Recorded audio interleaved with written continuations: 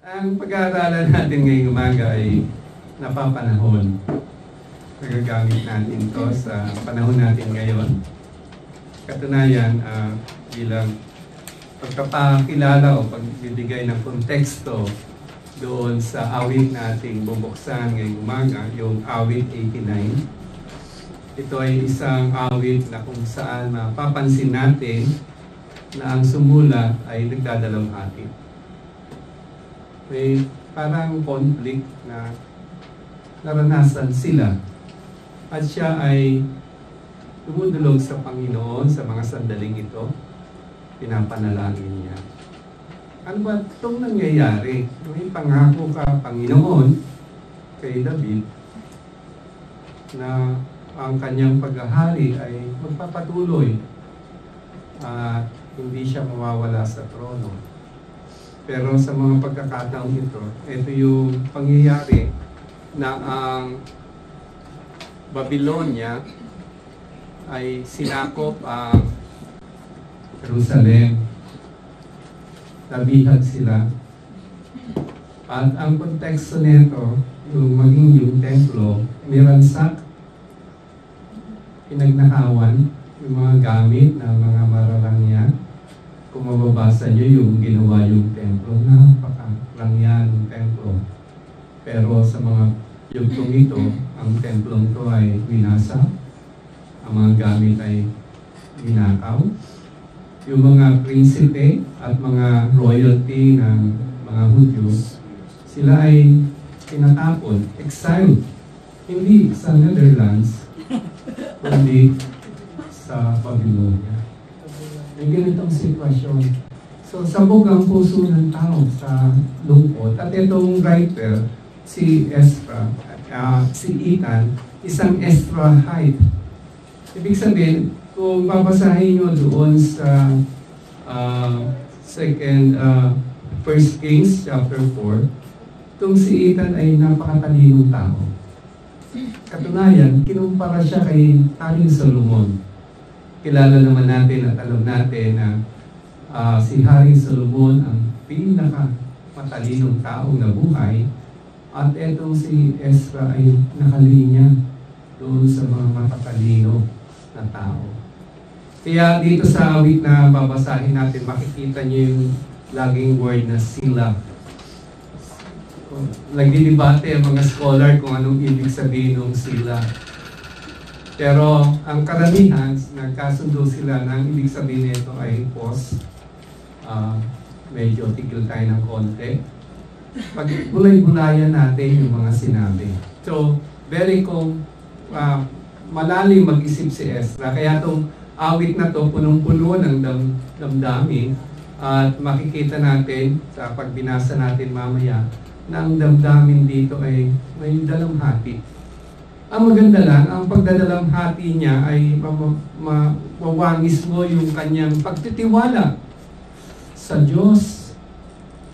Na kahit ang pinagdadaanan niya ay isang napakahirap, maipaliwanag na sitwasyon, napakahirap para sa kanyang kalooban na makita, pero sa dakong huli, nandoon lagi yung kanyang pagtitiwala sa Panginoon. Marahil meron sa ating dumadaan sa iba't ibang mga kapagsubukan. Parang wala tayong solusyon. Meron tayong Diyos na mapagkakatiwalaan natin. Marahil dumadaan tayo sa isang relasyon, pamilya, kaibigan, kapatid, asawa, at ano pa mang mga relasyon na masyadong komplikado. At hindi natin kayang maniobrahin yung sitwasyon para maging komportable tayo. Para sabihin ng iba, hopeless yung sitwasyon at gusto na nating mag-iba. Huwag, meron. May pag-asa tayo. Sa lahat ng mga kinakaharap nating problema, kapag subukan, anumang hamon ng buhay, may solusyon. Pwede tayong lumapit sa Diyos na nagdadalamhati, dumadalangin sa Kanya, taglay ang mabigat na kalooban, damdamin, umiiyak sa Panginoon. Pero may sinasabi sa atin dito na ang Diyos ay tapat tapat sa atin, maging dun sa panahon ng ating pagdadalaghan. Kaya nga, napaka-relevant, kahit sinulat ito matagal na panahon na, pero ang mga talata na ating babasahin sa awit 89 ay magkakaroon ng malalimang kahulugan sa atin ngayon. At nawa sa pagpapaliwanag mamaya at pagbasa natin, magkaroon tayo ng buhay na pag-asa.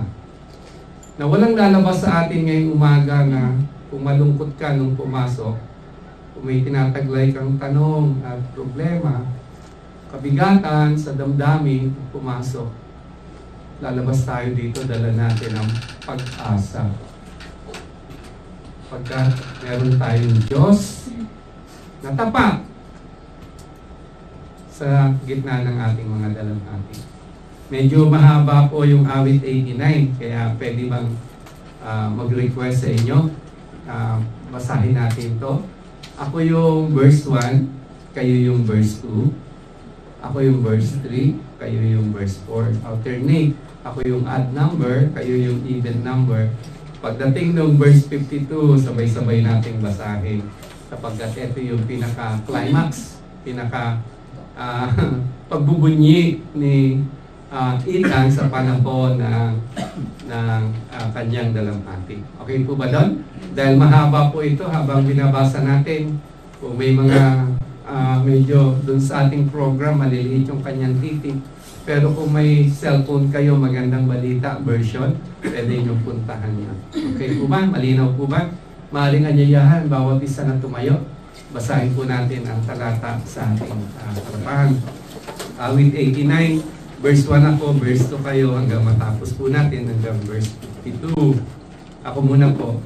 Pag-ibig mo, Yahweh, na di nagmamaliw, ang sa tuwi-tuwi na'y aking aawitin. Ang katapatan mo'y laging sasambitin. Ang iyong pag-ibig walang katapusan, sintatag ng langit ang inyong katapatan. Sabi mo, O Yahweh, isang kasunduan ang iyong ginawa kay David mong ira. At ito ang iyong pangakong iniwan. Isa sa lahi mo'y laging maghahari, ang kaharian mo ay mamamalagi. Nagpupuri silang nilikha sa langit, ang iyong ginawa ay siyang binabanggit. Ang katapatan mo, Yahweh, ay inaawit. O Yahweh, makapangyarihan sa lahat, sino kaparis mo doon sa itaas?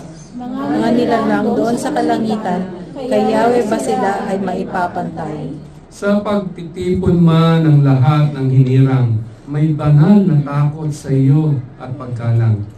O Yahweh na makapangyarihang Diyos, O Yahweh, kayang katulad kang lubos.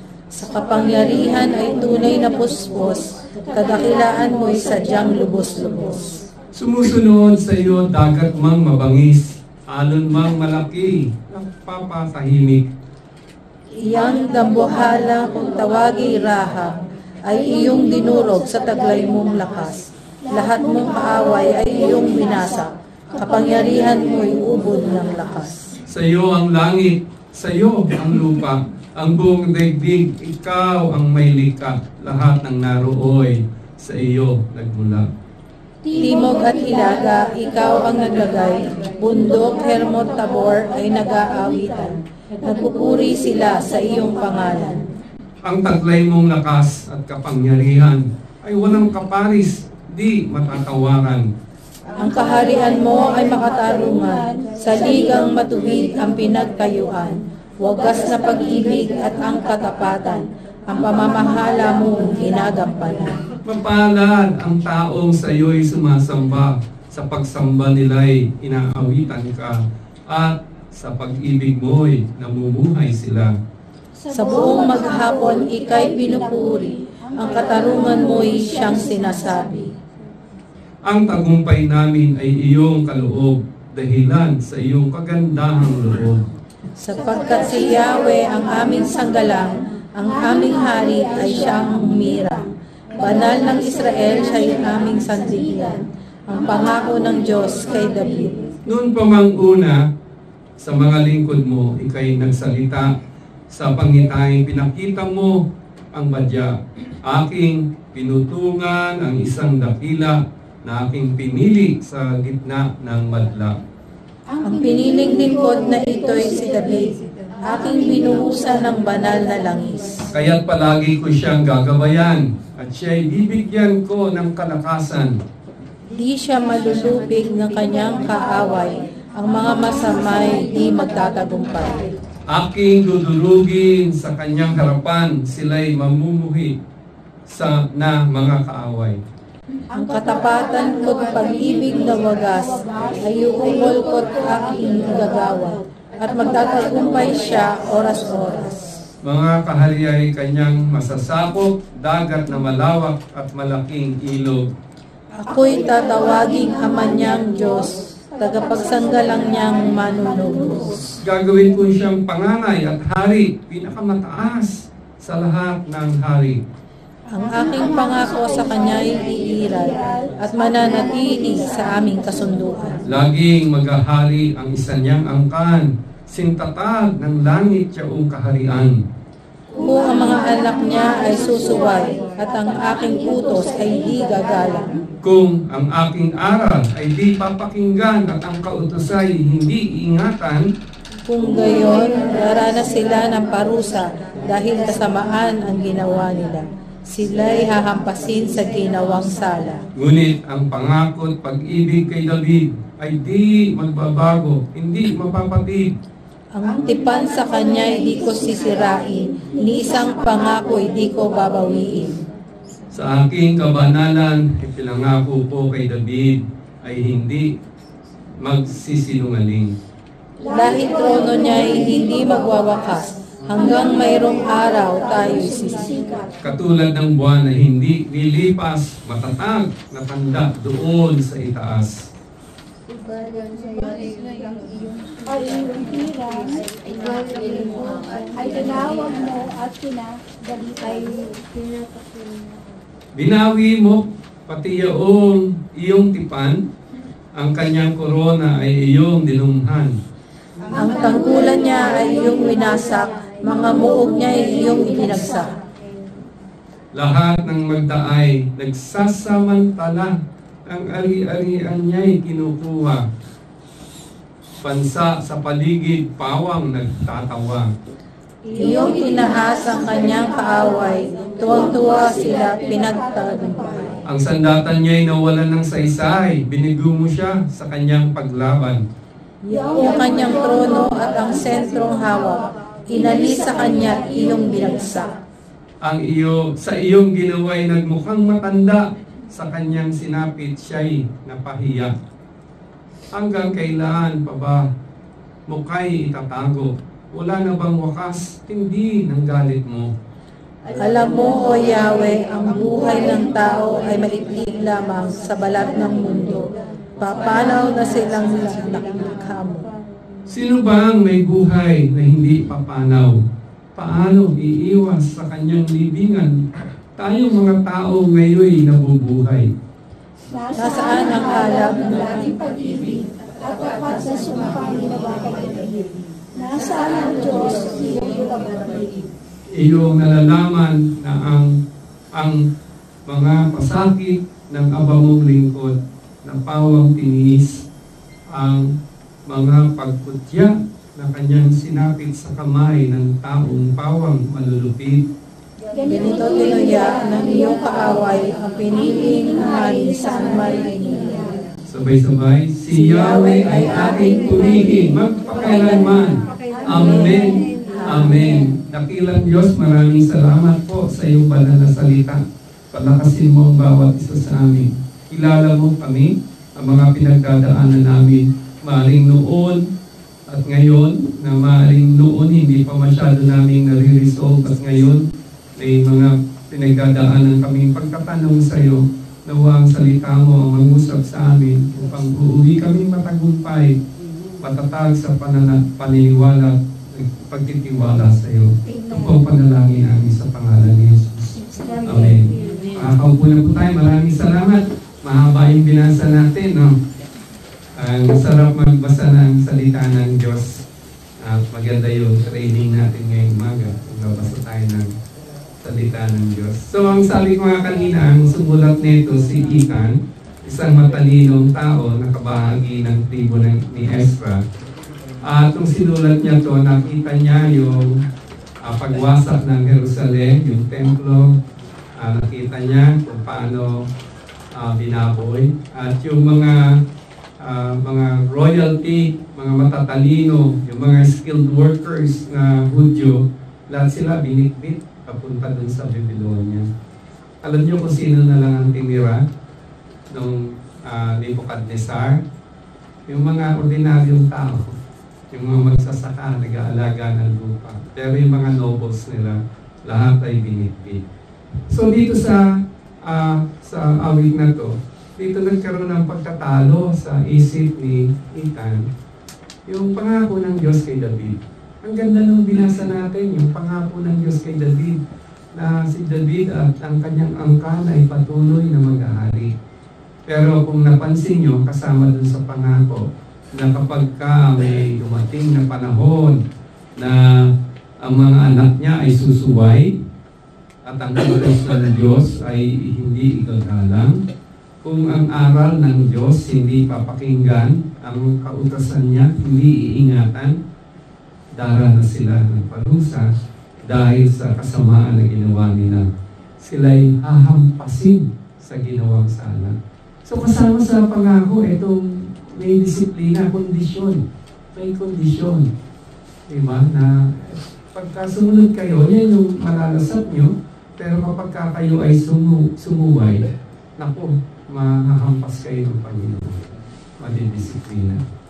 At kung babasahin niyo yung mga awit, yung Kings, yung Chronicles, may isang description doon na sinasabi lagi ng salita ng Diyos. Yung kunyari, ang hari ay nung panahon na yon si Jehoiakim, ang hari nung Jerusalem. May kasunod yun si Jehoiakim. Ang description sa kanya, he did evil in the sight of God. Katunayan, matagal ng record na patuloy ang sinasabi dun sa mga pinuno ng lugar nila, they did evil in the sight of God.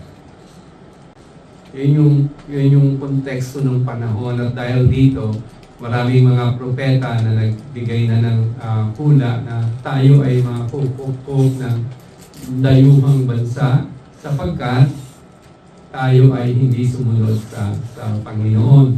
So, hanggang dumating na yung pagkakataon na nagkaroon ng katotohanan na sila ay binihag ng Babylonia at ang kanilang bayan ay sinakop ng dayuhan.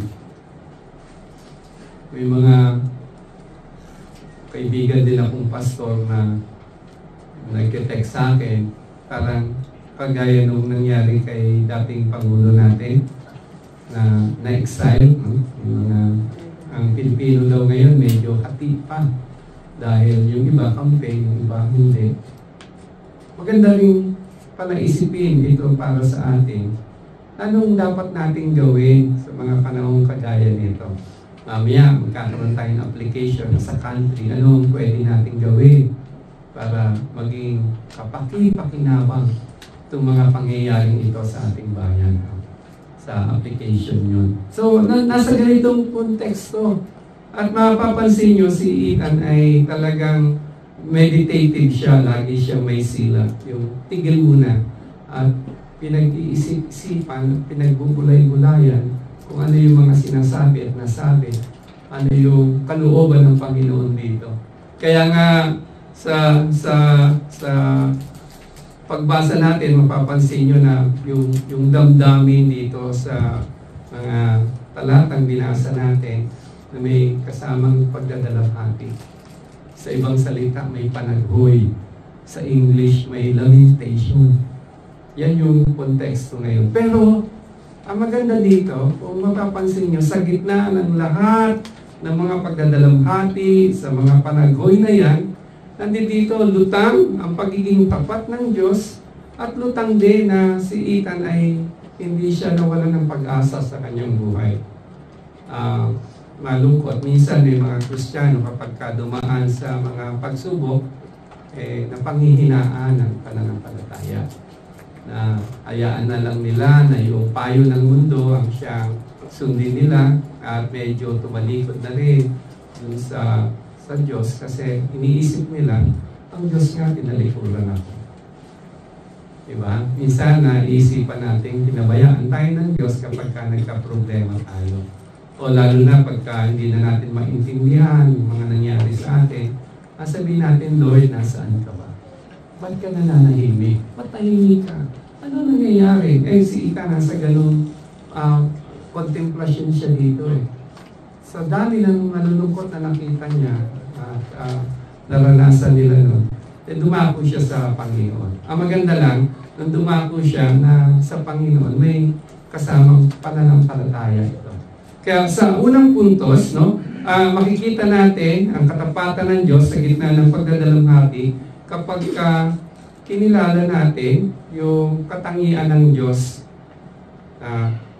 Ang Diyos ay matapat, na ang Diyos ay mapagmahal. Dito sa outline nyo, medyo may mali po dyan. Papuri sa katapatan ng nakalagay dyan ng dapat at pagmamahal ng Diyos. 2 punto po yan sa verses 1 to 4. Dito sineselebrate niya, pinupuri niya, na ang Diyos na kanyang kilala ay tapat na Diyos. Ang Diyos na kanyang kilala ay mapagmahal na Diyos. Napaka-importante po ito. Na ang pundasyon natin ng pagharap sa problema ay may pagkilala na may kasama tayong Diyos. Na ang Diyos na ito nagmamahal sa atin.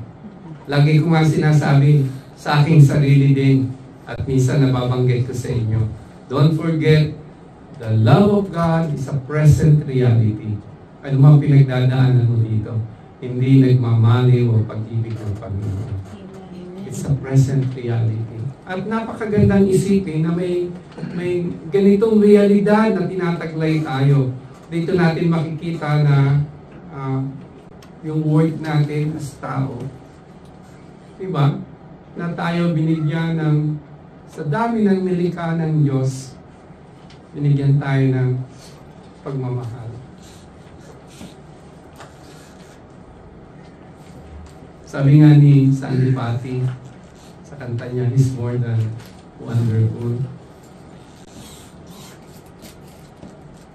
Sayang, di ako magaling kumanta. Pwede naman. Pero, maganda yung kanta niya, more than wonderful. Sino ba tayo para pagkukunan ng pagmamahal ng Panginoon? Pero itong pagmamahal na to, kapatid, totoo to. Totoo to. Hindi to bola, hindi to fake news. Ito'y present reality na mahal tayo ng Diyos. At ang Diyos na nagmamahal sa atin ay matapat. Yan yung sinasabi ni Ethan nung sa kanya, di ba? Sinabi niya na pagka ang katapatan ng Diyos ay nagpapatuloy kahit nagkapalpak-palpak na sila. At ganun din sa atin, hindi naman perfecto ang lakad natin. Alam niyo yan, di ba?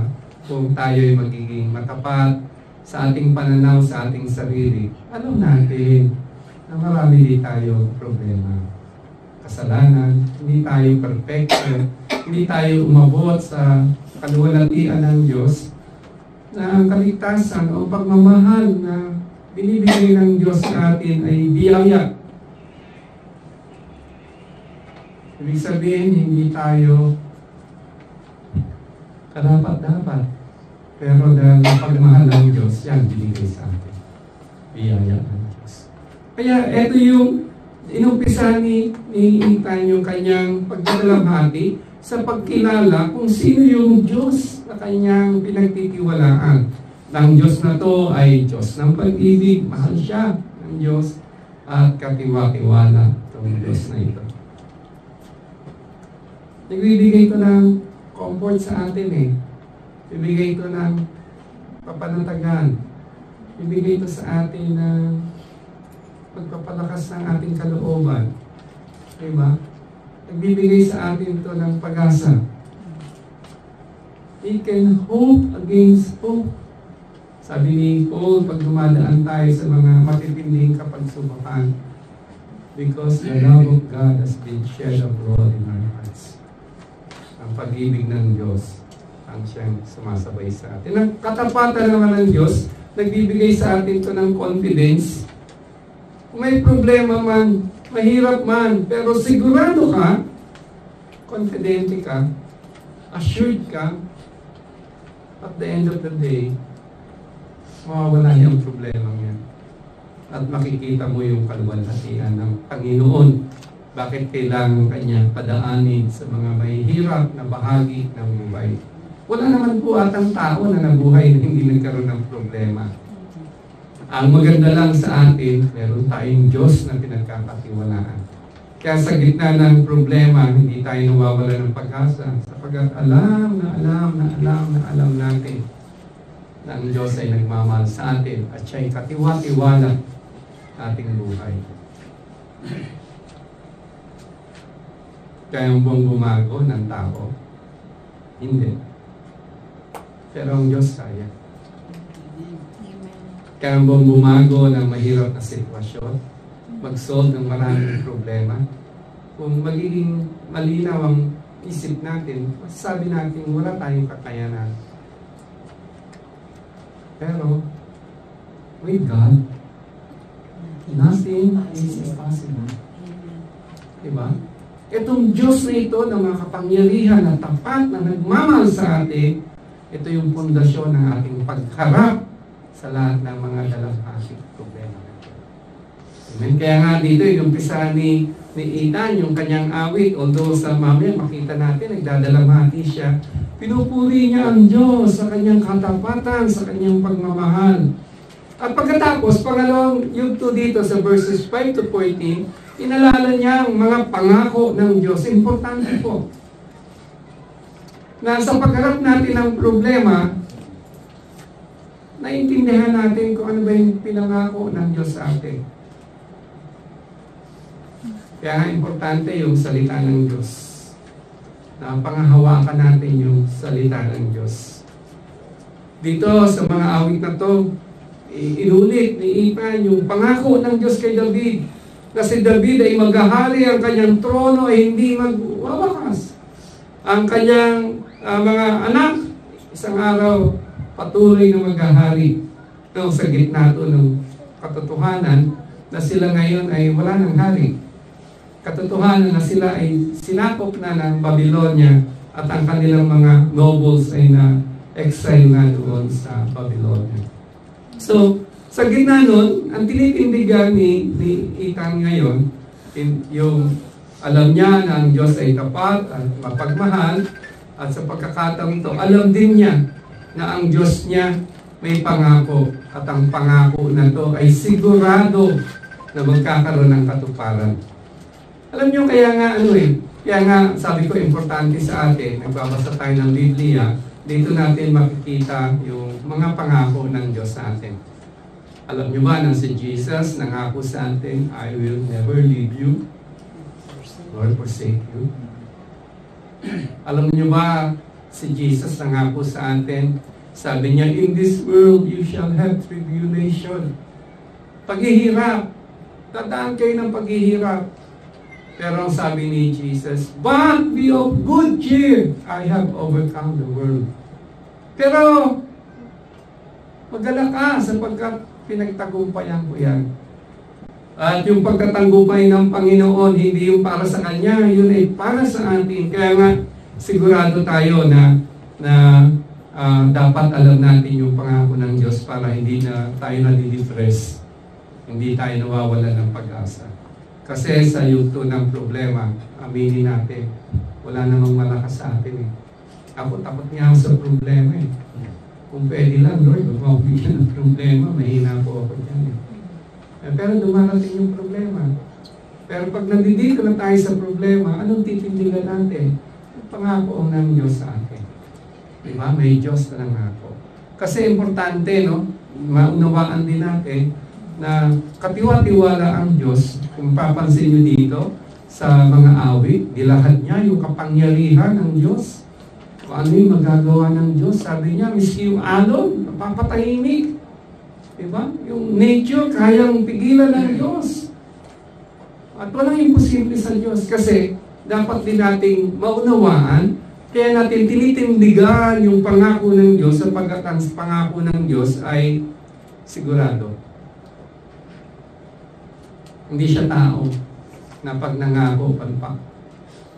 Hindi siya tao pag sinabi ngayon na walang iwanan, pero kung may problema, wala na, hindi mo na makita. Hindi siya tao, ang Diyos ay Diyos. Mapagmahal siya, matapat siya, at may kapangyarihan siya para itupad yung kanyang pangako. Alam nyo na,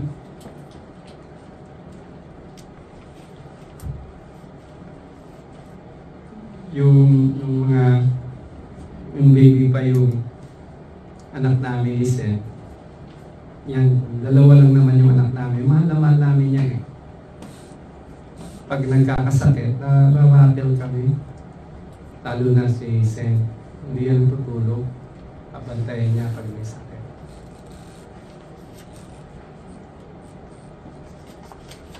At minsan, si Sen, nagkasakit siya.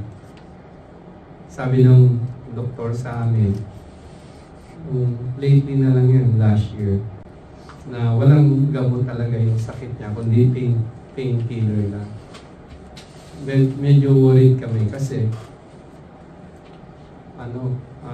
masama yung painkiller sa katawan eh. Tapos padami ang dosage lang. Kasi masakit eh. Umiiyak yan pagka nararamdaman niya yung sakit. Kung para ma-capture nyo lang yung hirap na pinagdaanan ni Sen. Minsan sa sobrang sakit na jingle pa yan. Kaya kami ni Jet, asikaso namin yan. Ako, mahal ko si Sen. Asawa ko siya. Matagal na kami magkasama. Pero wala akong kapangyarihang pagalingin siya. Diba? Minsan tayo, ganun din, nagmamahal tayo. Ang Diyos mahal tayo.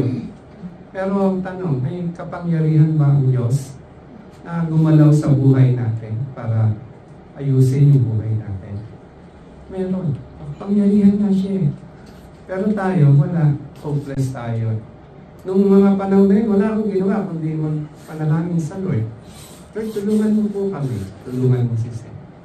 Tiwala kami na kayo magpapagaling sa kanya. Sabi ng doktor, kailangan niya ng bed rest. O hindi naman pinakilo si Sen. Doon lang siya sa kwarto niya. Nag-stay doon. Ako ang nagdadala ng pagkain doon sa kanya. Wala pa si Wendell. Tapos, hanggang isang araw, pagkatapos ng mahabang mga panahon, lahat-ata ng mga doktor doon sa napuntahan namin, hanggang nalaman doon sa Makati Med na may bulge siya doon sa lumbar niya.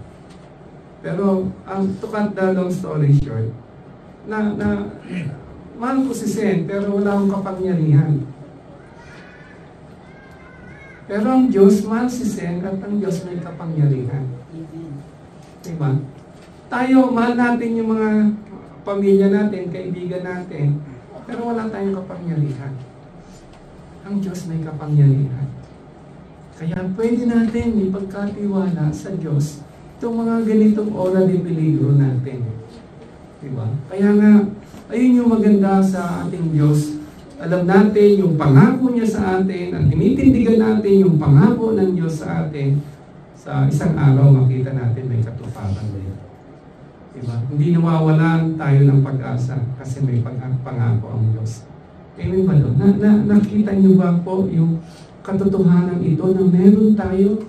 Diyos na nagmamahal sa atin, Diyos na matapat, Diyos na makapangyarihan na nangako sa atin na bibigyan tayo ng isang buhay. Tutulungan tayo sa ating mga pinagdadaanan na may kapangyarihan.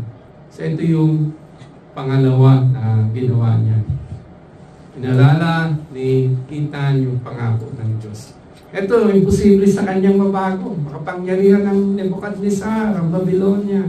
Kita niya yung mga madaming napatay na mga maring iba, kaibigan pa niya, kamag-anak, kakilala. Napas lang sila, na exile yung buong bayan nila, natira lang doon yung mga ordinaryong tao. Pero sa gitna ng mga bagay na yan, si Ethan umaawit. Sabi niya, may pangako ang Diyos kay David. Maaring may panahon na sumuway kami. Kasi ang description nila ng Diyos sa panahon nila, yung mga hari nila, yung mga leaders nila, they did evil in the sight of God. Sinabi na ng Lord, yung pangako na yun, pag sinuway nyo, makakatingin kayo ng disiplina. At nangyari nga. Pero sa lahat ng ito, may tinitindigan pa rin pangako si Ethan. Sabi niya, ang habag at katapatan ng Diyos, tilipas ito mga problema. Hindi man nila kaya, imposible man, may ginawa siyang pangatlo at ang dapat natin ginagawa kung tayo ay nananaghoy, kung tayo ay namumroblema. Ang pangatlong ginawa niya, siya ay nanalangin sa Diyos sa panahon ng pananahimik ng Diyos. At ang panalangin niya, inukas niya yung damdamin niya. Hindi po masama na magsabi sa Lord na malungkot ka. Mahirap naman sabihin mo, Lord, sa iyo po. Pero sa totoo, hindi ka naman masaya. Alam naman ng Lord yan eh. Sabihin na lang natin. Pero yung pagka sinabi natin yan sa pamamagitan ng panalangin o awit, kung yan ay song in the night natin, at least, no, na tatawid pa rin natin sa Diyos yung ating pagtitiwala sa Kanya sa gitna ng itong mga panahon de peligro natin. Magdasal, no? Siya ay nagdasal at pinahayag niya yung kanyang damdamin. Yung pagtataka niya, ano nangyari doon? Ba't ganito nangyari sa amin? Ang pangako mo, forever maghahari yung angka ni David. Pero ngayon wala. Ano nangyari? Sinabi niya itong mga bagay na ito sa Panginoon. At sinabi niya yon sa isang paparaan na pagdadasal na niluluwalhati pa rin niya ang Panginoon. Pagdadasal na sa gitna ng mga pagsubok na ito nagpapakita ng kanyang pagtitiwala sa Diyos. Nagpapasalamat siya. Hanggang sa panahon na dumating yung kanyang puso ay nagkaroon ng kapahingahan. Kung nagkaroon kayo ng problema nun, hindi kayo makatulog. Pag hindi mo dinulog sa Diyos to, baka depression ang dating nito sa iyo. Baka talo ka ng problema. Baka sa iyong kalungkutan mawalan ka ng gana sa buhay. Pero, sa pagkakataong ito, si Ethan hindi. Pagkatapos niyang dumulog, no, nagkaroon pa siya ng pag-asa sa buhay. Sapagkat tinaas niya sa Panginoon na may magagawa sa kanya. Doon niya sinabi yung kanyang mga kalungkutan. Minsan pagka may problema tayo, nilalapitan natin yung kaibigan lang natin masabi natin yung problema. Tapos imarites patuloy tayo sa iba. Dahil yung problema niya, no? Ganyan. Tapos nalaman mo, hindi naman nakatulong. Nakasama pa sa'yo kasi napasakitan ka pa, di ba? Pero maganda na tinuturo sa atin ang salita ng Diyos na dumulog tayo sa Diyos. Alam niyo minsan si Paul, ito, pinag-aaralan natin sa Philippians, hindi pa dumadating dito si Pastor Norman. Pero si Paul, nung panahon ng kanyang pagkakakulong, nakasulat siya ng isang sulat sa mga taga-Pilipos At dito sa sulat na to, akala mo si Paul nasa Boracay, nagbabakasyon. Kasi namin niya sinasabi, rejoice in the Lord always! Again, I say rejoice! Diba parang tuwan-tuwa si Paul sa nangyayari sa kanyang buhay. Pero katunayan, nung sinulat niya yon, nasa kulungan siya. At maraming mga pagsubok na pinagdadaanan si Paul. Pero isang bagay na natutunan niya, no, na sa kanyang mga pagdadalamhati, na idudulog niya yung kanyang mga sitwasyon sa Panginoon. Kaya nga dun sa Philippians, dun sa chapter 4, verse 6, sinabi niya, do not be anxious about anything. Huwag kang mabalisa sa lahat ng bagay. Ano mang bagay? What? In prayer and supplication, With thanksgiving, let your request be made known to God. Hindi natapos si Paul doon kasi naranasan niya eh. Sabi ni Paul, and may karugtong, the peace of God that past all understanding shall keep your heart and minds Christ Jesus. Ito pala yung kaginhawaan sa gitna ng pagsubok. Kapag ka natutunan natin idulog ang lahat ng bagay ng pagtitiwala natin sa Diyos sa gitna ng mga pagsubok. At yan darating yung kapayapaan ng Diyos. Napakagandang karanasan. I pray magkaroon tayo ng ganitong karanasan. Na hindi perfecto itong mundong ginagalawan natin. Araw-araw may mga paghamon tayong hinaharap. Pero kaya tayong alagaan ng Diyos. Kayang ibigay ng Diyos yung kapayapaan na hindi kayang ipaliwanag ng ating isip. Sabi ng tao, dapat problema ka na, dapat down ka na, dapat depressed ka na. Dahil yung paghihirap na pinagdaanan. And yet, there's the peace of God that past all understanding that is keeping you, your heart and your mind. Karoon ka ng peace of mind sa gitna ng lahat ng ito. Eh ba doon? Kaya nga, napakaganda nito tong awit na to. Nung na-born again ako, ito yung favorite song na kinakanta ko doon. English lang eh. Yung I will sing of the mercies of the Lord forever. With my mouth I will make known His faithfulness through all generations. Ulit-ulit yung kinakanta yan eh. Kasi nagkaroon ng kahulugan yung mga buhay ko. Nagkaroon ng kapayapaan ng puso ko. Mas karoon ng linaw at takbo ng buhay. Amen? Amen. Tapos yung pangapat, ito pang dito nagbabakas yung outline, no? Yung pagtitiwala sa katapatan ng Diyos na papatupad niya yung kanyang pangako. Gustong-gusto ko yung kaya sabay-sabay nating binasa yung panghuli ng talata, di ba? Pagkatapos niyang sabihin yung kanyang pananaghoy, yung kanyang mga dalamhati. Sabi niya sa verse 52, si Yahweh ay ating purihin magpakailanman. Tapos sinunod pa niya yung Amen. Amen. Yung Amen, ibig sabihin nun, so be it. Diba? Amen. So be it. So be it. Double pa. Ginusto niya yung mga nangyari. Naalala ko po si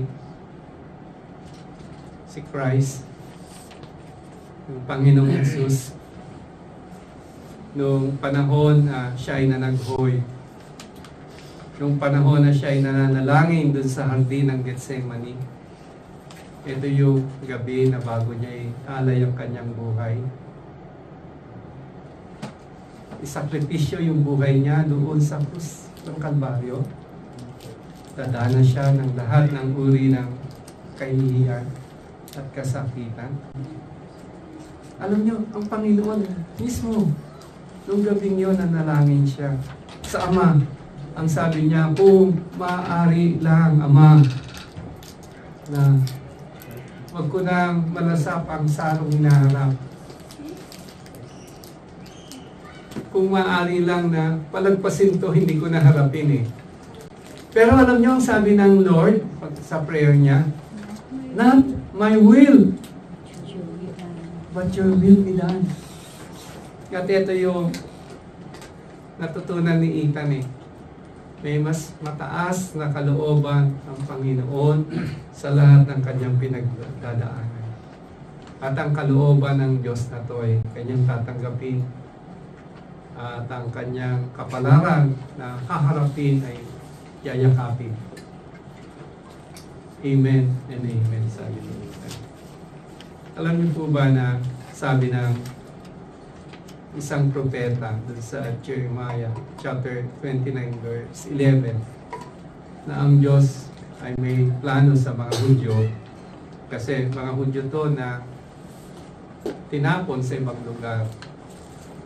Sa gitna ng lahat na nangyari sa Kanya, God has a plan for you to give you a hope and a future. May plano ang Lord sa kanila eh. Maring ito nakita ni Ethan. Kaya nagbubunyi siya. Sabi niya, purihin ang Diyos magpakailanman. Amen at amen. Kaya si Christ nung sabi niya, not my will but yours be done. Alam niya, napaka-importante, napaka-crucial nung gagawin niya. Pagsasakripisyo doon sa Kalbaryo. Sapagkat dito, lulutasin niya lahat ng problema natin. At babataan niya sa kanyang katawang lupa ang lahat ng sakripisyong ito. Para ako, ikaw, tayong lahat, magkaroon ng buhay na walang hanggan. Hindi porket dumaan tayo sa mga problema, hindi na tayo loves ng Lord. Hindi po. Kung may dinadaanan kang problema ngayon, huwag mong kalimutan, mahal ka pa rin ng Panginoon. Amen. Kung yung problema niya resulta ng pagkakamali mo, huwag mo pa rin kalimutan, mahal ka pa rin ng Panginoon. Na ang Panginoon ay matapat sa kanyang pangako kapag mahal siya sa atin. Kung tayo man ay nahihirapan dahil dito, huwag nating kalimutan na ang plano ng Lord ay hindi lang para tayo pahirapan, kundi meron tayong pag-asa, meron tayong future na hinihintay dahil sa Panginoon. Tandaan natin, pag hirap na tayo, si Kristo binata o tinanggap ang lahat ng sakripisyo. Napako siya dun sa krus ng Kalbaryo. Kung i-question mo yung pagmamahal ng Lord sa iyo, bakit ka nahihirapan? Tignan mo yung krus. At sabi diyan sa krus na yan, for God so loved the world that He gave His only begotten Son, so that whoever believes in Him will not perish but have everlasting life. And that is for our good. Kaya mga kapatid, ang application po dito sa mga pinag-aaralan natin, dito sa awit nating binasa kanina, pagtiwala tayo sa katapatan ng Diyos. Kahit yung circumstansya natin ngayon ay hindi natin matiyak, mahirap, tayo man ay umiiyak, ay patuloy po tayo sa pagtitiwala sa Panginoon. Ang pangako ng Diyos sa atin, hindi niya tayo iwanan, hindi niya tayo pabayaan. Tapos, dali natin itong mga pinagdadaanan natin sa Panginoon, sa panalangin. Kailangan umiyak tayo sa Panginoon, umiyak tayo sa Panginoon. Hindi masama po yun. Katanggap-tanggap sa Panginoon. Na sa panahon ng peligro, tayo lumalapit sa Kanya at nagtitiwala sa Kanya. Huwag po tayong matakot, express yung ating nararamdaman at concern sa Panginoon. Naririnig niya tayo sa lahat ng ating panalangin. Sa mga pinagdadaanan ito, patuloy po tayo mag-meditate, mag-reflect sa pagmamahal ng Panginoon. Pag hirap na kayo, tumingin kayo dun sa krus. Ganyan po kayo kamahal ng Panginoon. Binigay niya ang kanyang buhay para sa inyo. Para sa bansa po natin, ngayon, syempre dumadaan din tayo sa pagsubok, lalo na parang yung sitwasyon dito sa Psalm 89 nangyari dun sa ating exiled president. Hindi naman po tayo nag-uusap ng politika dito at hindi rin po ako interesado kung ano yung political leanings niyo. Pero ang talata na nabasa natin, pwede nating apply. Ipag-pray po natin yung ating mga leaders. Ipag-pray natin yung ating bansa. Huwag na tayo makibahagi sa fake news. Mag-encourage tayo sa bawat isa sa pananampalataya. Nakakatawa, minsan may prayer rally ngayon. Wala namang prayers. Mura lang, tsaka sumbatan lang. Diba? Pare-pareho naman eh. Hindi tayo dapat makabahagi doon eh. Dapat encourage natin ang bawat isa sa pananampalataya. And may the goodness of God shines forth after all these difficulties. At syempre, importante na as a nation, we pray that isisik natin yung guidance at saka yung wisdom ng Diyos sa lahat ng pangyayari. Amen po ba doon? Amen. Amen. Ang Diyos ay katiwa-tiwala sa panahon, miski ng ating pagdadalagati. God is working it out para dali tayo sa mas pinagpalang buhay. Let's pray. Dakilang Diyos, maraming salamat po sa iyong banal na salita. Ang iyong salita ay iyong pangako sa amin. Ang iyong salita ay hindi magmamaling. Ang iyong salita ay panatag. Ito'y makapangyayari po sa amin.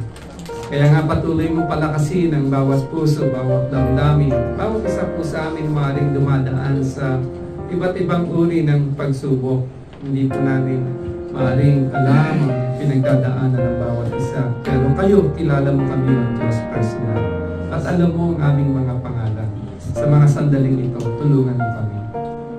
Lord, kalmahin mo ang aming mga puso kung kami ay nababagabag. Maranasan namin yung sabi ni Pablo na kapag kami ay hindi dapat maligalig sa mga nangyayari sa amin, kundi sa pamamagitan ng panalangin at na may pasasalamat. Sabihin namin sa iyo ang aming mga pangangailangan at yung kapayapaan na hindi patarok ng aming isipan ang siya magbabantay sa aming mga puso at isipan. Salamat po, Panginoon. Extend mo ang iyong mapagpalang kamay sa bawat isa sa amin. Iyong paramdam mo sa amin na mahal mo kami at iyong pinagpapala. Ito po ang pasasalamat namin sa Panginoon.